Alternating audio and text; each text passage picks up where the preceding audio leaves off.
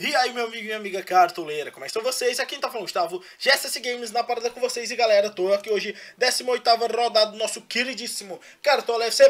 Tá faltando muito pouco para o primeiro turno do Brasileirão acabar. E galera, vídeo de hoje nós vamos falar sobre o quê? Sobre análise dos confrontos, galera. Pra quem não sabe como funciona o vídeo da análise dos confrontos, nós vamos analisar confronto por confronto que vai ocorrer nessa 18ª rodada e dizer pra vocês quais jogadores de ataque e de defesa, de quais times você deveria tentar colocar, porque são confrontos bons, chance de o time conseguir um SGzinho, não levar gol na rodada, e quais confrontos você deveria evitar colocar muitos jogadores, ou porque são clássicos, ou porque são jogos entre times muito próximos na tabela. Sempre lembrando que apesar de ser um jogo difícil, por exemplo, Santos e Flamengo, você sempre pode colocar uma opção que você acredite que vai mitar nessa rodada. Não importa, você só não vai escalar 3, 4 jogadores desses times, porque aí o risco fica muito grande. Tranquilo? Sempre pedindo ainda também para você que não é inscrito no canal, parceiro, não perde tempo, se inscreve em participar dessa família do canal mais completo de Cartola FC, porque além desse vídeo de análise ainda vamos lançar nossos times principal focado em pontuação,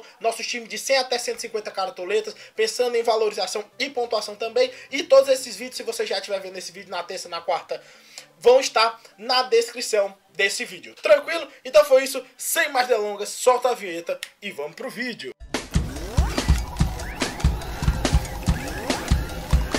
Agora o bicho vai pegar! Vai pegar você! Tá de bobeira! Voltando aqui, galera, e antes de falar da 18ª rodada, galera, eu queria tomar um pouquinho do tempo de vocês para falar rapidinho como estamos nessa 17ª. Uma 17ª rodada que não está sendo uma rodada ruim, se a gente for olhar os jogadores mais escalados. Por exemplo, Jô fez gol, foi razoável, Dudu também, o Arthur não foi tanto, o Guerra pontuou bem, René Júnior pontuou 5 ali, mais ou menos, o Diego não foi bem, dos mais escalados, Diogo Barbosa também não foi tão bem, Reinaldo também não, o Balbuena foi bem, pontuou acima de 10, o Jeromel pontuou ali razoável 5, o Jailson foi razoável também. Não teve nenhum grande mito entre os jogadores mais escalados, como se a gente for olhar aqui também, os maiores pontuadores até o momento. Lembrando que ainda está faltando o jogo de Vasco e Atlético Paranaense. Infelizmente não ocorreu Ponte e Fluminense. Meus pêsames à família do Abel Braga, que infelizmente perdeu um familiar. É algo muito ruim mesmo. Eu achei até válido a troca do jogo da Ponte do Fluminense. E aquele questionamento, galera, se deveria ou não o Cartola ter aberto de novo o mercado. Vamos supor, eu fui um dos prejudicados, eu coloquei o Luca infelizmente, que era um dos caras que eu tinha boa confiança para essa rodada, vai acabar não pontuando. Porém, galera, tem momentos que a gente poderia pensar um pouco mais também, às vezes, na vida humana é complicado. Porém, vamos levantar a cabeça e acreditar. Até o momento, se a gente for olhar os mais escalados, Marcos Guilherme não era entre as grandes opções, Marcos Vinícius também não, o Lênis não, o Fernando Miguel também não era, o Zé Rafael, galera, eu coloquei, mas eu sei que pouca gente colocou o Zé Rafael. A maioria da galera só ia de René Júnior. Eu também coloquei o René Júnior, como coloquei o Zé Rafael, que foi um dos bons pontuadores, na verdade o melhor até o momento que eu coloquei. Mas teve outras boas, Egídio, Jean, algumas pessoas estavam colocando, o Vanderlei, eu dei uma indicação também, foi bem, o Balbuena, muita gente escalou, porque muita gente escala o Balbuena de todo jeito, o Dudu tinha um confronto favorito, ou seja, foi uma rodada mais ou menos, principalmente porque os confrontos não foram os placares mais esperados. Vamos supor, um jogo Botafogo São Paulo muito inesperado, uma vitória do São Paulo numa virada quase que milagrosa, o Palmeiras venceu o Avaí, aí sim, a Chape acabou perdendo para o Atlético Goianiense, que era uma das grandes favoritas, Corinthians e Flamengo foi 1-1, mas pouca gente escalou, o Diego acabou até pontuando mal, o Atlético ganhou fora de casa, que não é também nenhum absurdo, o Bahia acabou só fazendo um gol e perdendo para o Sport,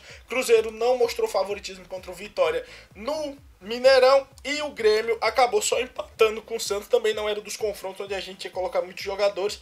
Eu até coloquei o Luan, que não foi muito bem, como vocês podem ver, apenas 1.8. Quem salvou minha pontuação meio foi mesmo meio de campo, o René Júnior com 6.8, o Guerra com 8.6 e o Zé Rafael 14.70. Tranquilo? Até agora estamos com 53.36, ainda falta o Gilberto. Tomara que a gente pelo menos consiga chegar ali nos 60, que já é algo aceitável pra gente, bonzinho. Tranquilo? Então, sem mais delongas, já falamos dessa 17ª rodada, vamos levantar a cabeça e pensar na 18ª. Deixa eu acertar aqui. Primeiro jogo vai ser entre Sport e Fluminense na Ilha do Retiro. Fluminense que está com um jogo a menos, como eu havia dito, não jogou rodada passada versus um Sport que está aqui no G6 com uma diferença até boa de 3 pontos para o Botafogo, uma rodada na frente, e ainda no saldo de desempate ele tem favoritismo porque ele tem 8 vitórias enquanto o Botafogo só tem 6, ou seja, é garantido que o Sport continua em G6 ainda nessa 18ª rodada. Fluminense, como eu já havia dito, galera, é um time que pode ser que entre um pouco abalado por causa da situação do Abel. O jogo já vai ser quarta-feira, isso é inegável. Porém, o grande fator do Fluminense é que a defesa do Fluminense não é boa.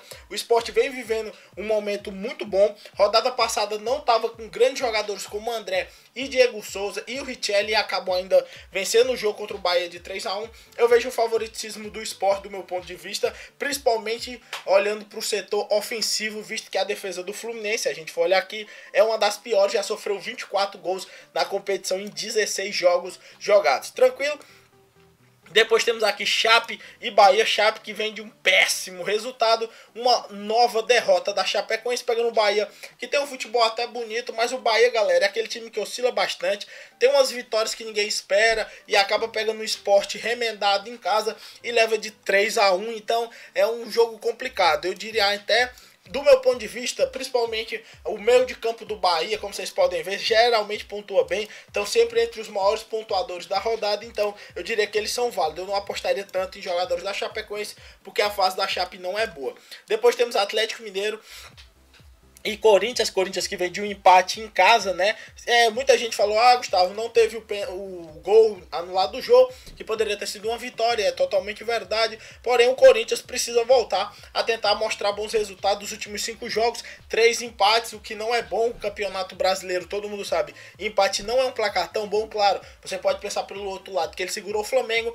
Porém, a grande sorte dele também foi que Grêmio e Santos não conseguiram diminuir essa diferença. Pegando o Atlético Mineiro, que está de técnico novo, jogando no Mineirão, não vai jogar mais no Horto.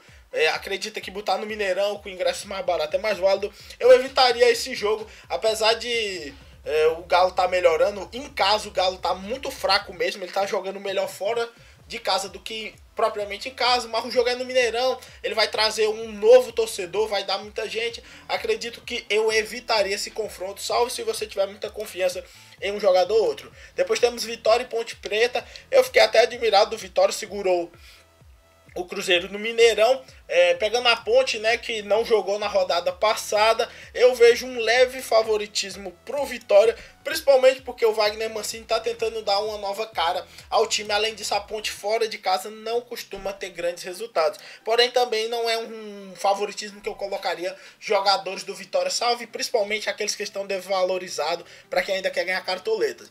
Depois temos Botafogo e Palmeiras. Esse confronto aqui também não vejo grande vantagem, é uma disputa entre quarto e sétimo colocado, muito apertado, salvo se você tiver muita confiança.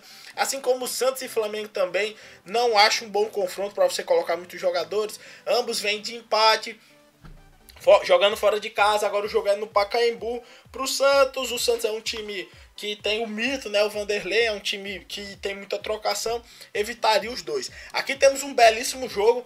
O Atlético Goianiense, que vem de uma brilhante vitória contra a Chapecoense, que dá um certo alívio para ele, porém um alívio ainda muito pequeno. Pegando o Grêmio, que é o melhor ataque da competição, contra a pior defesa. O que é que eu poderia dizer? Jogar o ataque do Grêmio é ótimo. O Atlético Goianiense é o único que chegou junto com a Chape a sofrer 30 gols, são as piores defesas, e o Grêmio tem 32 gols, ou seja, atacantes do Grêmio é ótimo. São Paulo e Coritiba, eu também vejo um favoritismo para o São Paulo, principalmente pela fase que o Coritiba vem mostrando, caindo pelas tabelas, 4 derrotas consecutivas no Campeonato Brasileiro, troca de técnico, e o São Paulo vem numa vibezinha um pouquinho melhor, saiu da zona do rebaixamento nessa última rodada. Então eu diria que o São Paulo é favorito, e principalmente tanto jogadores de frente como de defesa são totalmente válidos. Depois temos Atlético Paranaense e Avaí. Esse é um jogo que eu vejo um favoritismo do Atlético, porém é uma briga entre desesperados. O Atlético Paranaense não vem muito bem. O Avaí, apesar de ter vencido rodada retrasada, voltou a perder para o Palmeiras e perdeu de maneira até categórica. Então eu diria que o Atlético é favorito, principalmente por jogar em casa. Porém é um jogo entre times desesperados, e colocar atacantes do Atlético Paranaense eu não acho tão bom, porque a defesa do Avaí também não é tão vazada como outros que estão ali na zona do rebaixamento. Na verdade, verdade, se a gente olhar os 10 times piores, a melhor defesa é a do Avaí. Acredite se quiser. Então, não é tão simples fazer gol assim no Avaí. E depois temos Vasco e Cruzeiro. Eu ainda não sei o jogo do Vasco. Eu vejo um leve favoritismo do Vasco, principalmente pela fase que o Vasco vem vivendo. O Cruzeiro não vem tão bem, apesar da classificação, vem caindo muito. Não tá mostrando que vai brigar muito ali por Libertadores. Na hora que a gente até acha que o Cruzeiro vai engatar, ele acaba não tendo bons resultados. Tranquilo? Então o resumão seria principalmente apostar ataque do Sport.